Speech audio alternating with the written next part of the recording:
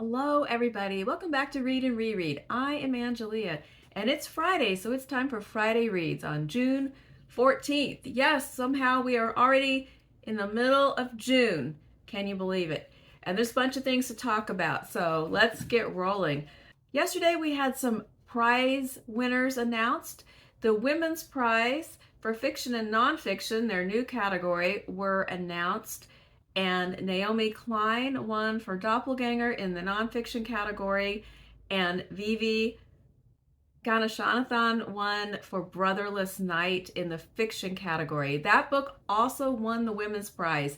So I have not read it, but now I am more intrigued than ever that it has won two major prizes. And I loved both of their acceptance speeches. I watched the live feed of that prize, and I really liked her speeches. Vivi Ganashanathan, I had not ever heard her speak before or really didn't know much about her, and she was so funny, and I don't know, it just made me more interested. I know the book's not funny, but I liked her personality, and so it just made me want to read it more. And then also the Lambda prizes were announced, and I really like looking through their long list and prize winners because they have so many categories and genres. If you take a look at their website, they have millions of categories for just about any reading mood you could imagine. And it just so happens that I am currently reading one of the prize winners, which I have right here, which is Creep by Myriam Gurba. And this won the award for nonfiction by a bisexual author. I'll talk more about this in a few minutes because this is one of my ongoing reads this month. So I do love a good prize list and a good winners announcement. I get very nerdily excited about those things. So that was a good time. And now for television. So we finished watching Hacks. We finished watching the first season of The Alienist. We are going to watch the second season because we are enjoying it. And then last night we also watched the first episode of White Lotus. We kind of missed the whole White Lotus bandwagon when it was out originally, but last night we decided we were kind of looking for something kind of possibly funny. So we tried the first episode, and it was odd. And so I think we'll watch a little more and see if we like it.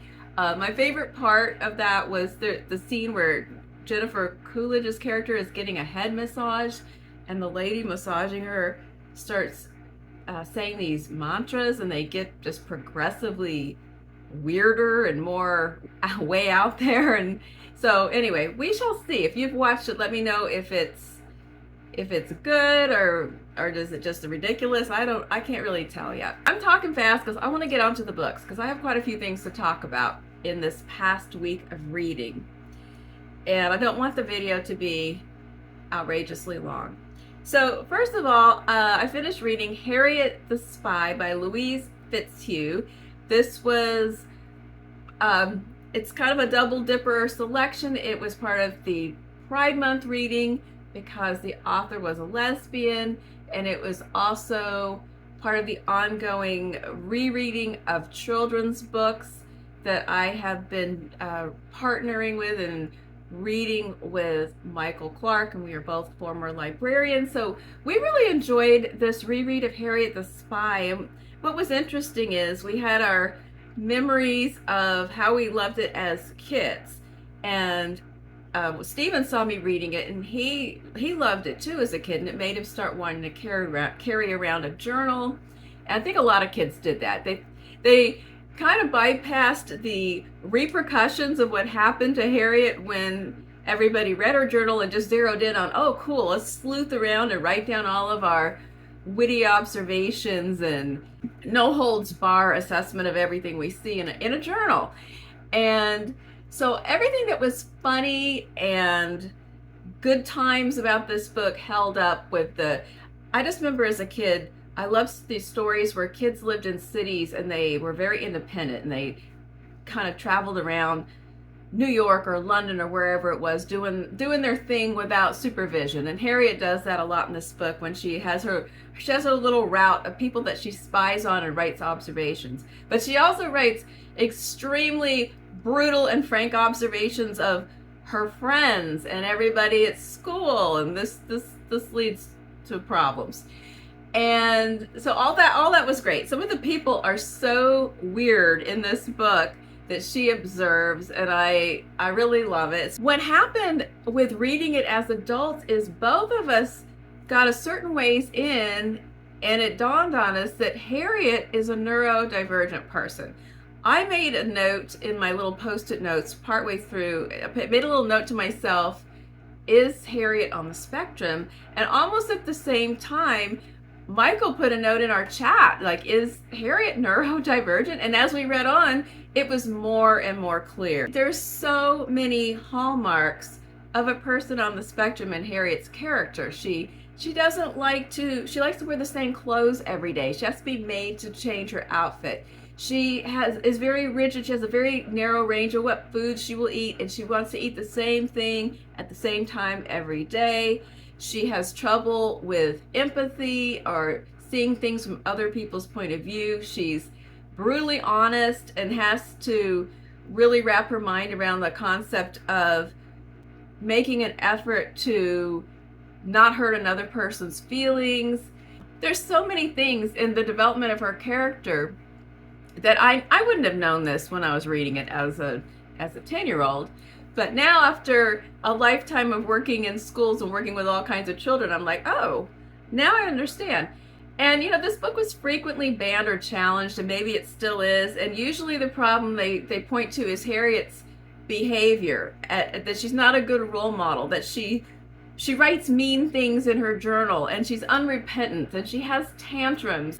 I think that those critics are also missing the point. I think today's kids would probably understand that a lot more. But I haven't talked to anybody young recently who's read the book, so I can't say for sure. But the book was funny all over again, but then there was that new layer. But now I'm wondering how intentional all that was on the part of Fitzhugh.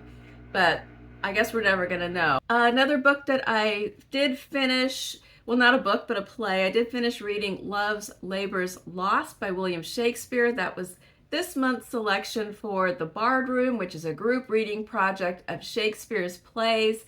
Melinda at A Web of Stories draws a play out of her Girl Scout tin once a month, and that is the play that we read. And Love's Labour's Lost was this month's selection. It was light, it was funny, it wasn't, it was pretty fluffy. Basically, you have a king and his entourage of 3 other men, and at the beginning of the play, they decide that it's time to really get serious about improving their minds, and in order to do this, they're going to swear off of women for 3 years and do some intermittent fasting and just really focus on their studies. They're just going to study philosophy and the great thinking, and it reminded me right away of Master of My Domain on Seinfeld, a contest that is designed to fail. And even one of the characters, Barone, right from the start, he's very skeptical. Like, I don't think, this doesn't sound like something I want to do, but I guess if we're all doing it, okay, fine. But I don't think this is going to work.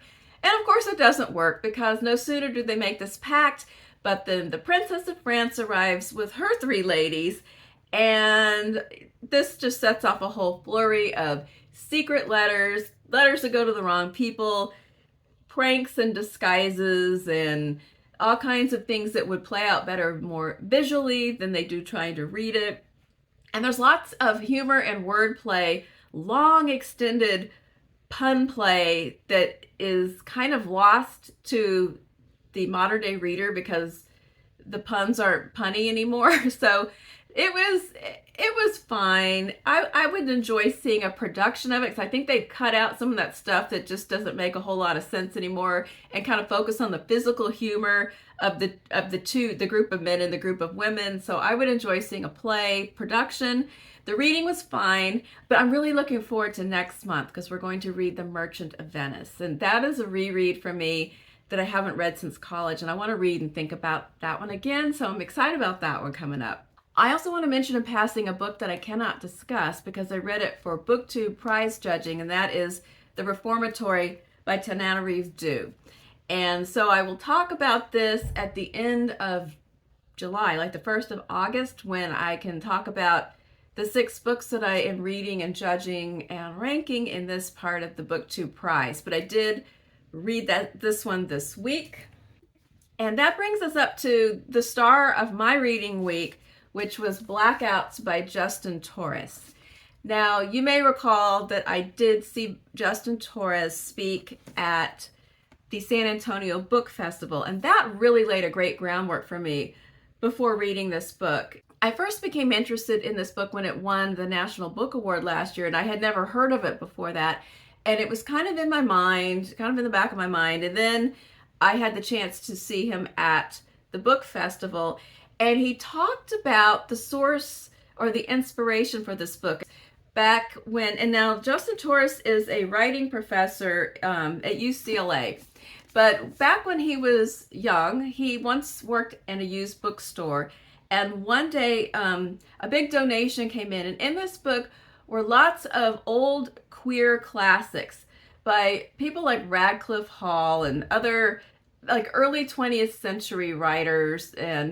But one of the things that was in the book was a copy of Sex Variants, which was this big study, basically made the claim that queer people are a variant or a deviant of normal people. And then there's these case studies. Well, he found this as a young queer man, he found this pretty fascinating. And as he began to dig into the background of this study, he found out the story of Jan Gay. And Jan Gay, whose original name was something else that I will put on the screen, but she and her partner changed their names to Jan and Zaina Gay, and they were married in the 1930s as a lesbian couple, which was not what most people were doing in the 1930s openly, but they did. So there's so many things, and just talking about it, I'm going back and forth and getting out of order, which is what happens in this book as well. But let me just say a couple more things about the background. So he found out that Jan Gay had begun this whole study, but she's barely even credited in the final book. And the book was greatly hijacked, and her purpose was greatly distorted.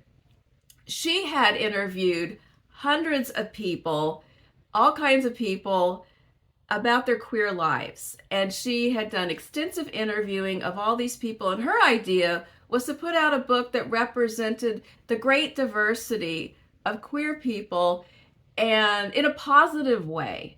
But she couldn't get it published because it wasn't a scientifically done study. The topic was controversial at the time, and she was a woman. So she ended up pitching her project to this researcher who had an unfortunate bias. And so the whole thing ended up being boiled down to just some of the people that she studied and presented as a case study of deviant behavior. The fact that this happened and that it was a very hidden part of history just kind of percolated in Torres's mind. And so eventually he wrote this book, Blackouts. It's his second novel. And it's an experimental novel, but I found it extremely accessible. We were both surprised. This was a buddy read with Michael as well, and we were surprised and delighted at how accessible this was after hearing things about it being difficult to follow or difficult to relate to or kind of unapproachable or too much work, too many things that have to go and footnotes to read and stuff like that. And that really wasn't our experience at all. Now, part of it is that we, as librarians, really love those side trails and the rabbit holes and stopping and looking things up. And I don't want to do that in every single book, but in this book, I had the best time looking up things that I didn't know anything about, people I never heard of, connections that are made in this book that I thought, oh my gosh, I can't believe that. The main part of the narrative of this book are conversations between two men, an older man and a younger man. They're both queer, they're both of Puerto Rican descent, and they are in a room in a kind of a very vaguely described place called the Palace, out in the middle of the desert. Somehow I feel like it's the California desert, and I don't know why, but Juan is dying, the older man is dying. These men are not, they're not in any kind of a romantic relationship. They met each other when they were both in a mental institution a number of years before, and it's kind of more of a mentor relationship between them. And Juan wants to tell the younger man, who is the narrator but never named, a series of stories, and he wants to pass on the project about the work of Jan Gay and the associated research that he's done. He wants to pass it on to Nene to finish. He calls him Nene. It's a term of endearment, a Spanish term of endearment. So I'm going to call him Nene too. So they sit together and they tell each other stories at night. And some of the stories are about their own personal lives. And some of the stories are about Jan Gay and other people in her orbit. And then there's also other things from history. And the book's really about hidden queer histories, things that have been hidden, erased, redacted, blacked out, hard to find, sitting in plain sight, but you didn't know about it. And the term blackouts has a lot of different meanings. There's the blacked out texts, there's the blacked out, erased, and marginalized people. They experience actual blackouts themselves, neurological kind of blackout. So there's a lot of different levels of the term blackout in this book. And I was just fascinated. I liked the actual historical things that I hadn't heard about, and then just their own stories and what they choose to tell, the places that they stop and leave things out. I got all involved. The whole experience of the stop and start and time jumps and everything that I think some people found difficult to follow. I found a piece in an interview with Torres about this that I thought really resonated with my experience of reading it. Let me just share this little piece with you. So this is, I'll put this interview down in the notes, and he says, Blackout's narrator acts almost as a proxy for Torres himself, engaging with the past and also the frustration with how little there is. Torres adds, it's called Blackouts, and part of the experience of the text is that you're constantly interrupted and frustrated. That desire for a clear, linear narrative and a clear sense of queer history is not fulfilled because that is the experience looking back at our history. So everything in this book is so intentional and so meticulously placed. All of the photos and redacted pages and all the ephemera, everything in here is so planned out. There are really, there's two sets of endnotes. One is the actual Torres endnotes of sources, and then there's also some annotated endnotes that are Nene's endnotes of the same sources with his additional thoughts or discoveries. And just the fact that the character has his own endnotes, it was just, I don't know. For this looker-upper, it was a dream. I know that Torres's first book is totally different and semi-autobiographical, but now I'm really interested to pick that one up and read it at some point. I don't know. I just kind of loved it. I wasn't sure if I was just going to admire it or really get into it, and I really got into it. So did Michael. We both really loved this book. I hope it shows up on some other prize lists, and I'm kind of shocked that it got knocked out of the BookTube prize judging, but people have different reading experiences. So anyway, that's my review of Blackouts. I loved it. So what am I currently reading? Well, as mentioned before, I am reading Creep by Myriam Gurba. She was also at that book festival, and I enjoyed her talk as well. And I've only read a few of the essays so far, so I'm going to save my main comments for next week, but I am really enjoying these essays, and I really love the way she is structuring them with her personal stories in a framework of societal ills, societal or history examinations. She was a civics teacher for quite a few years, and then she doesn't teach anymore, but she was a history major, so those skills really come into play. And then she has the talent for adding the personal memoir aspect to the essays as well. So I'm really enjoying these so far, and I'll talk more about them next week. And then last night I started it. I'm 20 pages in, finally reading Lincoln in the Bardo. Stephen loved this so much that he's already talking about rereading it. And he just read it. He just read it a couple months ago. But I'm only 20 pages in, so I cannot really say anything yet. I was very caught up. Those first 20 pages were really engaging. So far so good. I think that I think I'm going to roll with it, and I think I'm going to really like it. And I know a whole bunch more voices are about to come in, but right now there's only a couple.